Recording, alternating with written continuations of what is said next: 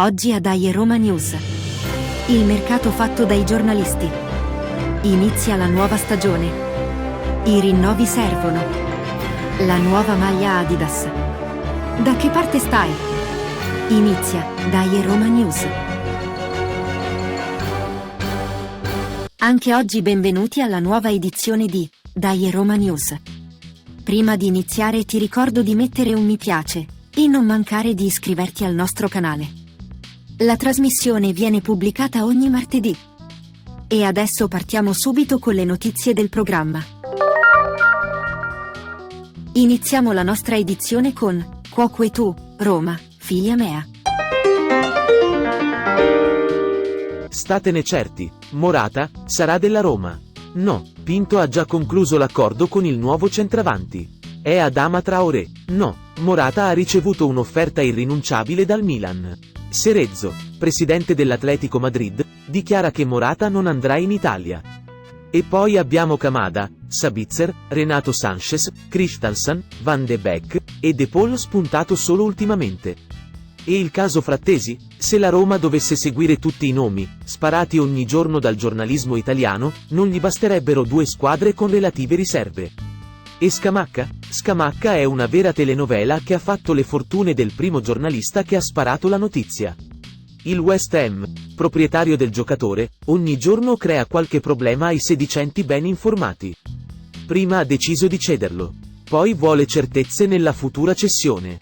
Poi blocca il tutto. Insomma, è vero che si debba scrivere qualcosa ogni giorno, ma tutto questo è serio? Alla prossima! Nella giornata di ieri, si sono radunati a Trigoria i giocatori della Roma, per iniziare la nuova stagione. Alcuni giocatori, che sono stati impegnati con le squadre nazionali, rientreranno dal 15 al 20 luglio. Ad attendere i giocatori, il preparatore atletico Rapetti insieme all'allenatore Mourinho, che guiderà per la terza stagione il ritiro della squadra giallorossa. Sembra sicura la prima squadra che è stata scelta per incontrare la Roma il 15 luglio. Sarà la Boreale, squadra romana, che ha partecipato al campionato di eccellenza, ma che è stata anche la squadra dove ha giocato il giovane Edoardo Bove. E allora, buon lavoro ragazzi!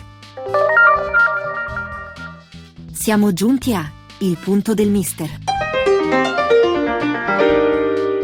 Oggi parleremo dei rinnovi dei contratti in scadenza, ed in particolare di quelli di Cristante, Smalling e Kumbulla. Se per i primi due il motivo è da ricercare nell'ottima stagione conclusa, per Kumbulla il rinnovo è legato anche a motivi di fair play finanziario. Mi spiego, con il prolungamento si spalma in più anni il costo del giocatore che, è bene sempre ricordare, è stato acquistato dal Verona per 29,5 milioni. Del resto si sa, la Roma deve rispettare certi obblighi di natura finanziaria, e quindi è costretta a questi tipi di artifici contabili. Personalmente, poi, c'è da considerare che Kumbulla è ancora molto giovane, e che ha delle buone potenzialità. Insomma, sarei cauto col definirlo scarso, perché secondo me non lo è per niente.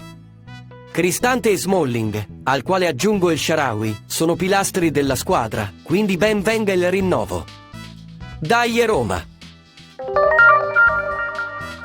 La scorsa settimana è stata presentata e messa in vendita, presso i Roma Store, la nuova maglia dell'accordo tra Roma e Adidas, che torna dopo 30 anni a disegnare le divise romaniste. Questo è il testo pubblicato dalla società. A 30 anni di distanza dall'ultima volta, il brand sportivo a 3 strisce torna sulla maglia della AS Roma. Ispirata alla divisa della stagione del 1992-1993, il nuovo home kit vuole celebrare il passato, con uno sguardo verso il futuro. La maglia è caratterizzata dal ritorno sul petto a sinistra del lupetto, disegnato nel 1978 dal designer Piero Gratton, un elemento identificativo e iconico nella storia del club. La divisa casalinga è rifinita con un dettaglio nel retrocollo che riprende una delle espressioni più iconiche della tifoseria romanista: Dai Roma dai. In conclusione do la parola a Parla Pasquino. In Italia abbiamo 3 quotidiani sportivi che trattano prevalentemente di calcio.